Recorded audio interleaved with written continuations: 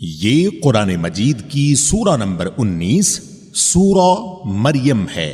اردو میں مریم کا مطلب حضرت عیسیٰ علیہ السلام کی والدہ کا نام ہے۔ اس سورہ میں مکمل 98 آیات موجود ہیں۔ میں پناہ مانگتا ہوں اللہ تعالی کی شیطان مردود سے۔ شروع کرتا ہوں اللہ تعالی کے نام سے جو بڑا مہربان نہایت رحم والا ہے۔ کاف ہا یا عین صاد، یہ ہے تیرے پروردگار کی اس مہربانی کا ذکر جو اس نے اپنے بندے زکریا علیہ السلام پر کی تھی، جبکہ اس نے اپنے رب سے چپکے چپکے دعا کی تھی کہ اے میرے پروردگار، میری ہڈیاں کمزور ہو گئی ہیں اور سر بڑھاپے کی وجہ سے بھڑک اٹھا ہے، لیکن میں کبھی بھی تجھ سے دعا کر کے محروم نہیں رہا، اور مجھے اپنے مرنے کے بعد اپنے قرابت والوں کا ڈر ہے۔ میری بیوی بھی بانجھ ہے، پس تو مجھے اپنے پاس سے وارث عطا فرما جو میرا بھی وارث ہو اور یعقوب علیہ السلام کے خاندان کا بھی جانشین، اور میرے رب تو اسے مقبول بندہ بنا لے۔ اے زکریا علیہ السلام، ہم تجھے ایک بچے کی خوشخبری دیتے ہیں جس کا نام یحییٰ علیہ السلام ہے۔ ہم نے اس سے پہلے اس کا ہم نام بھی کسی کو نہیں کیا۔ زکریا علیہ السلام کہنے لگے، میرے رب، میرے ہاں لڑکا کیسے ہوگا جبکہ میری بیوی بانجھ اور میں خود بڑھاپے کے انتہائی ضعف کو پہنچ چکا ہوں۔ ارشاد ہوا کہ وعدہ اسی طرح ہو چکا، تیرے رب نے فرما دیا ہے کہ مجھ پر تو یہ بالکل آسان ہے، اور تو خود جب کچھ نہ تھا میں تجھے پیدا کر چکا ہوں۔ کہنے لگے، میرے پروردگار، میرے لیے کوئی علامت مقرر فرما دے۔ ارشاد ہوا کہ تیرے لیے علامت یہ ہے کہ باوجود بھلا چنگا ہونے کے تو 3 راتوں تک کسی شخص سے بول نہ سکے گا۔ اب زکریا علیہ السلام اپنے حجرے سے نکل کر اپنی قوم کے پاس آ کر انہیں اشارہ کرتے ہیں کہ تم صبح و شام اللہ تعالی کی تسبیح بیان کرو۔ اے یحییٰ علیہ السلام، میری کتاب کو مضبوطی سے تھام لے، اور ہم نے اسے لڑکپن ہی سے دانائی عطا فرما دی، اور اپنے پاس سے شفقت اور پاکیزگی بھی۔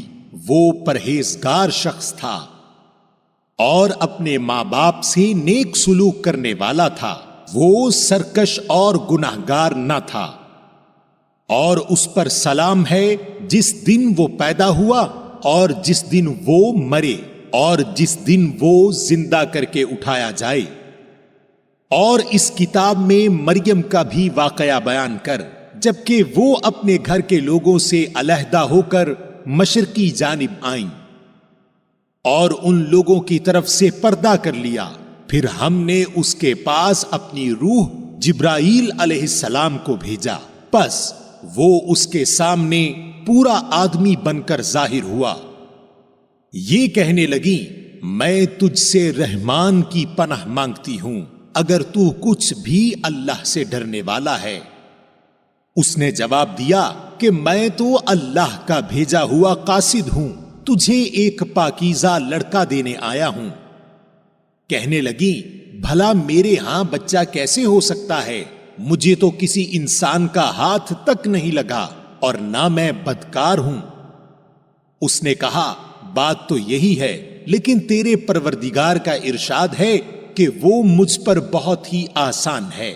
ہم تو اسے لوگوں کے لیے ایک نشانی بنا دیں گے اور اپنی خاص رحمت، یہ تو ایک طے شدہ بات ہے۔ پس وہ حمل سے ہو گئیں، اور اسی وجہ سے وہ یکسو ہو کر ایک دور کی جگہ چلی گئیں۔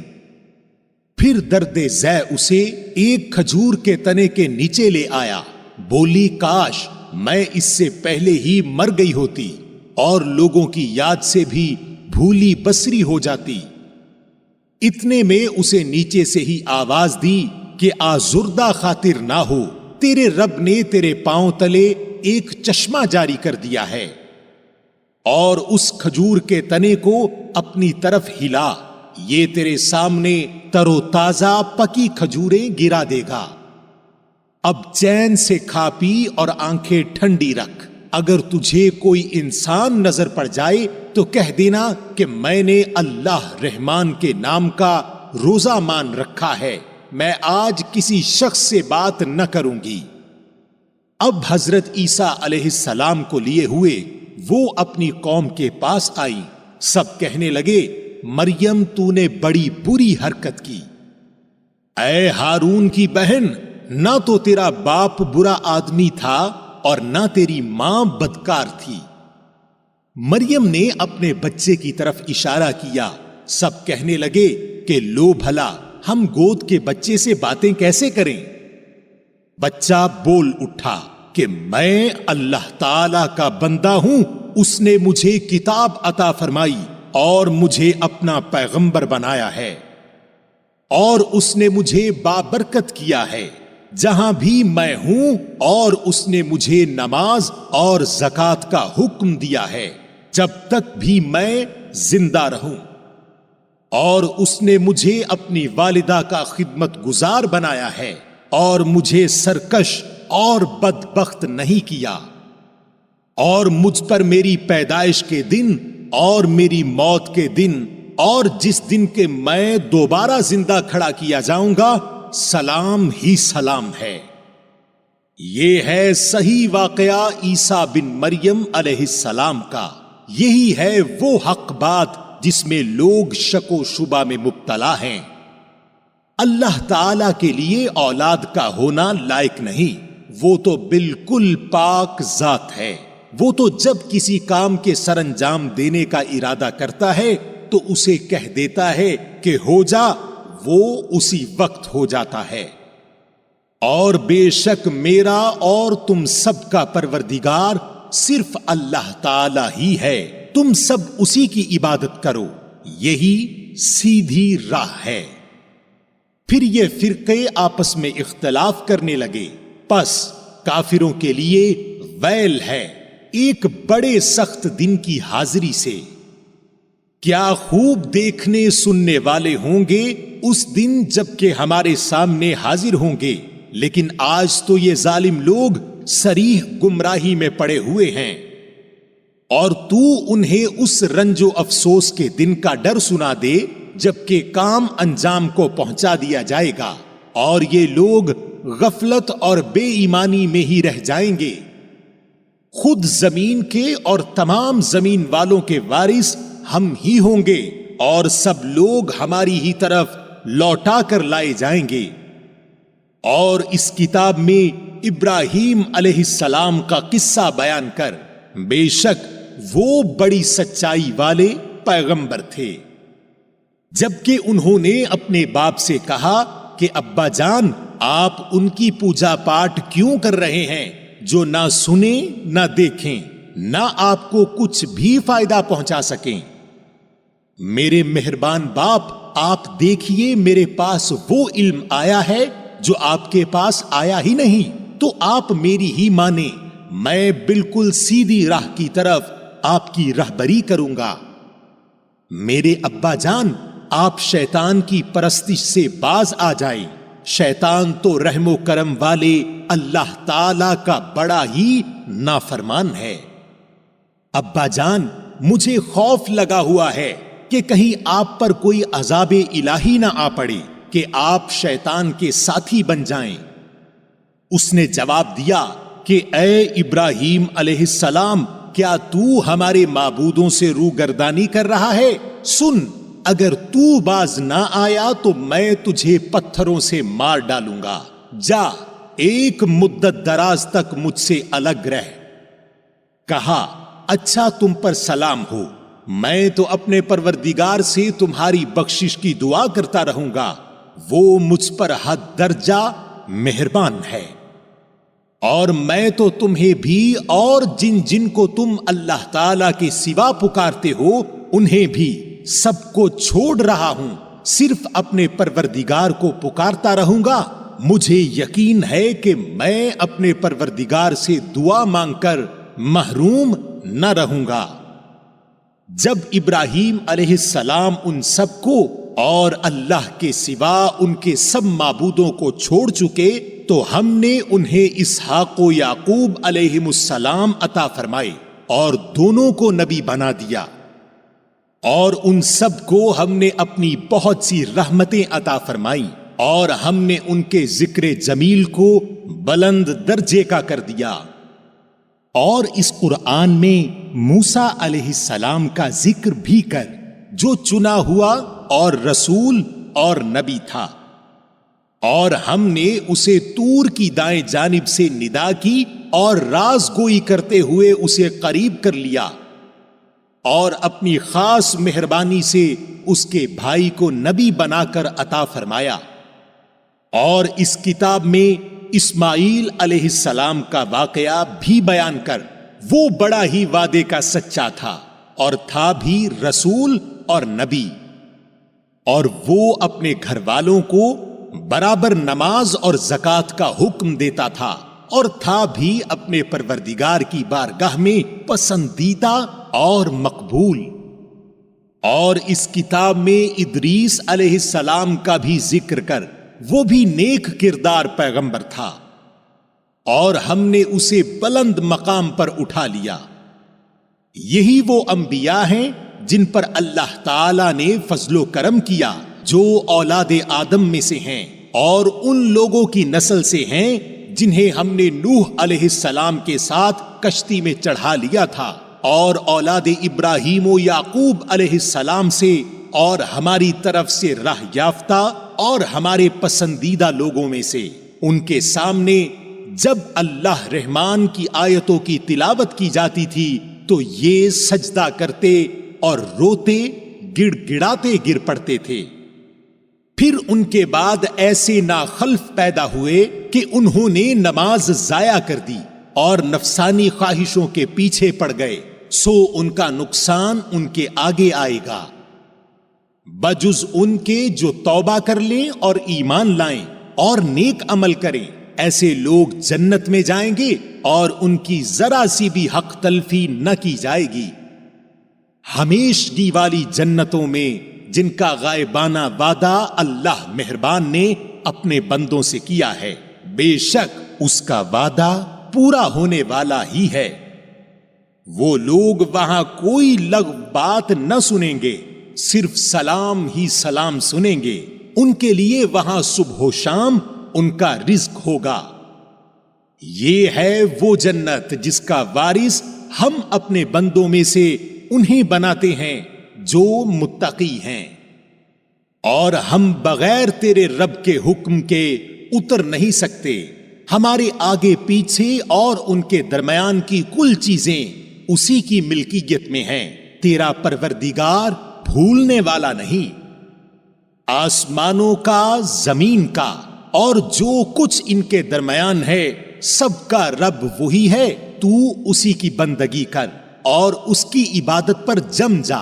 کیا تیرے علم میں اس کا ہم نام ہم پلہ کوئی اور بھی ہے؟ اور انسان کہتا ہے کہ جب میں مر جاؤں گا تو کیا پھر زندہ کر کے نکالا جاؤں گا؟ کیا یہ انسان اتنا بھی یاد نہیں رکھتا کہ ہم نے اسے اس سے پہلے پیدا کیا، حالانکہ وہ کچھ بھی نہ تھا؟ تیرے پروردگار کی قسم، ہم انہیں اور شیطانوں کو جمع کر کے ضرور ضرور جہنم کے ارد گرد گھٹنوں کے بل گرے ہوئے حاضر کر دیں گے۔ پھر ہم ہر گروہ سے انہیں الگ نکال کھڑا کریں گے جو اللہ رحمان سے بہت اکڑے اکڑے پھرتے تھے۔ پھر ہم انہیں بھی خوب جانتے ہیں جو جہنم کے داخلے کے زیادہ سزاوار ہیں، اور تم میں سے ہر ایک وہاں ضرور وارد ہونے والا ہے۔ یہ تیرے پروردگار کے ذمے قطعی فیصل شدہ امر ہے۔ پھر ہم پرہیزگاروں کو تو بچا لیں گے اور نافرمانوں کو اسی میں گھٹنوں کے بل گرا ہوا چھوڑ دیں گے۔ اور جب ان کے سامنے ہماری روشن آیتیں تلاوت کی جاتی ہیں تو काफिर मुसलमानों से कहते हैं, बताओ हम तुम दोनों जमातों में से किसका मर्तबा ज्यादा है और किसकी मजलिस शानदार है। और हम तो उनसे पहले बहुत सी जमातों को गारत कर चुके हैं जो साजो सामान और नामो नमूद में इनसे बढ़ चढ़ कर थीं। कह दीजिए, जो गुमराही में हो तो अल्लाह रहमान उसको खूब लंबी मोहलत देता है, यहां तक कि वो उन चीजों को देख ले जिनका वादा किए जाते हैं, यानी अजाब या कयामत को। उस वक्त उनको सही तौर पर मालूम हो जाएगा कि कौन बुरे मर्तबे वाला और किसका जत्था कमजोर है। और हिदायत याफ्ता लोगों को अल्लाह ताला हिदायत में बढ़ाता है और बाकी रहने वाली नेकियां तेरे रब के नजदीक सवाब के लिहाज से और अंजाम के लिहाज से बहुत ही बेहतर हैं। क्या तूने उसे भी देखा जिसने हमारी आयतों से कुफ्र किया और कहा कि मुझे तो मालो औलाद जरूर ही दी जाएगी। क्या वो गैब पर मुत्तला है या अल्लाह का कोई वादा ले चुका है? हरगिज नहीं, ये जो भी कह रहा है हम इसे जरूर लिख लेंगे और इसके लिए अजाब बढ़ाए चले जाएंगे। और ये जिन चीजों को कह रहा है इसे हम इसके बाद ले लेंगे, और ये तो बिल्कुल अकेला ही हमारे सामने हाजिर होगा। और उन्होंने अल्लाह के सिवा दूसरे माबूद बना रखे हैं कि वो उनके लिए बाइसे इज्जत हों, लेकिन ऐसा हरगिज होना नहीं। वो तो उनकी पूजा से मुनकर हो जाएंगे और उल्टे उनके दुश्मन बन जाएंगे। क्या तूने नहीं देखा कि हम काफिरों के पास शैतानों को भेजते हैं जो उन्हें खूब उकसाते हैं? तू उनके बारे में जल्दी ना कर, हम तो खुद ही उनके लिए मुद्दत शुमारी कर रहे हैं। जिस दिन हम परहेजगारों को अल्लाह रहमान की तरफ बतौर मेहमान के जमा करेंगे और गुनाहगारों को सख्त प्यास की हालत में जहन्नम की तरफ हांक ले जाएंगे, किसी को शफात का इख्तियार ना होगा सिवाय उनके जिन्होंने अल्लाह ताला की तरफ से कोई कौलो करार ले लिया है। और उनका कौल तो ये है कि अल्लाह रहमान ने भी औलाद इख्तियार की है। यकीनन तुम बहुत बुरी और भारी चीज लाए हो। करीब है कि इस कौल की वजह से आसमान फट जाएं और जमीन शक हो जाए और पहाड़ रेजा रेजा हो जाएं कि वो रहमान की औलाद साबित करने बैठे। और शान रहमान के लायक नहीं कि वो औलाद रखे। आसमानों जमीन में जो भी हैं सब के सब अल्लाह के गुलाम बनकर ही आने वाले हैं। उन सब को उसने घेर रखा है और सबको पूरी तरह गिन भी रखा है। और ये सारे के सारे कयामत के दिन अकेले उसके पास हाजिर होने वाले हैं। बेशक जो ईमान लाए हैं और जिन्होंने शाइस्ता आमाल किए हैं उनके लिए अल्लाह रहमान मोहब्बत पैदा कर देगा। हमने इस कुरान को तेरी जबान में बहुत ही आसान कर दिया है कि तू इसके जरिए से परहेजगारों को खुशखबरी दे और झगड़ालू लोगों को डरा दे। और हमने इनसे पहले बहुत सी जमातें तबाह कर दी हैं। क्या तू उनमें से एक की भी आहट पाता है या उनकी आवाज की भिनक भी तेरे कान में पड़ती है? सामाईन, आपने कुरान मजीद की सूरा नंबर 19 सूरा मरियम उर्दू तर्जुमा के साथ सुनी। कुरान मजीद में सूरा नंबर 20 सूरा त्वाहा है।